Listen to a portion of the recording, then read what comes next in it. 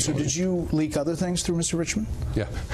I'm smiling, Brett. I don't consider what I did with Mr. Richmond a leak. I told him about an unclassified conversation with the president. Okay, but the FBI protocol, you went through this with Anderson last time. I gave him nothing else ever to share with the media. Here's where the Abbott and Costello Act comes in. But when you give something to someone else who gives it to the media, that's leaking. Right? And Brett Baer got right to the heart of it here. All right, it might pass through an intermediary to get to the press, but it is still leaked. Anyway, in the middle of all of this, I want to get reaction from a Utah Republican congressman. He's a House Intel Committee member, by the way, with a report today that the president seemed to enjoy, and quote, when he was meeting with the German leader. I'm talking, of course, about Congressman Chris Stewart. Congressman, thanks for taking the time. Always good to be with you. Thank you. Same here, sir. On what Brett Baer was able to isolate and what has to be one of the more, well, bizarre positions of the former FBI director. He strikes me as a nice enough guy and all of that stuff, but I'm just saying that how he could not see leaking for what it is, leaking, whether it's through a friend or on his own. A leak is a leak that he authorized, right? Yeah, look, doesn't it remind you of Bill Clinton when he went back and parsed the word is? It depends on what the meaning of the word is. Is that a crime, though? Is that when you look at it and your fellow, congressmen and women look at it, is that a crime? Well, I think there's several layers to this, and one of them is if you are disclosing classified information, but frankly, any undisclosable information, of course it's a crime. It's what we were criticizing Hillary Clinton for the last 2 years, is that she had unauthorized emails on her private server. It's what she was being investigated by Mr. Comey. And remember, she said she deleted 30,000 of them. Her justification was, well, they're private emails. Well, that's what Mr. Comey is saying. Well, these are private memos. No, they're not. They were written by the FBI director on official FBI duty, and they were kept in the FBI safe, for heaven's sakes.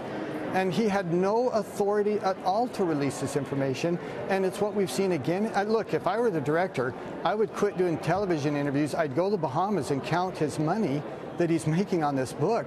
Because the more he talks, the more questions people are asking about his behavior while he was director and about his integrity while he was director. Well, there's so much we'll never really get a handle on. I know your committee releasing a report today that essentially found out that the Trump campaign used poor judgment in dealing with the Russians, but no evidence of collusion. Democrats dissented from that, not too surprisingly. So where does this whole thing stand? When you said poor judgment, what were you saying that was poor judgment on the part of the Trump campaign? Well, for example, they took some meetings in Trump Tower that they probably shouldn't have taken, and in hindsight, they regret taking. Now, it wasn't part of some elaborate collusive effort to, transfer information to the Russians and get campaign donations or to manipulate the vote. It was obviously nothing like that. Well, do you know, Congressman, whether this Russian lawyer who might have been part of that series of meetings with Trump campaign officials, some in the Trump Tower, was that part of these exchanges that you dismissed? Because Democrats said that's a pretty big deal. You say what? Well, I say, look, we've looked at that ad nauseum for 18 months now, and I would challenge any Democrat to provide us evidence that this is meaningful.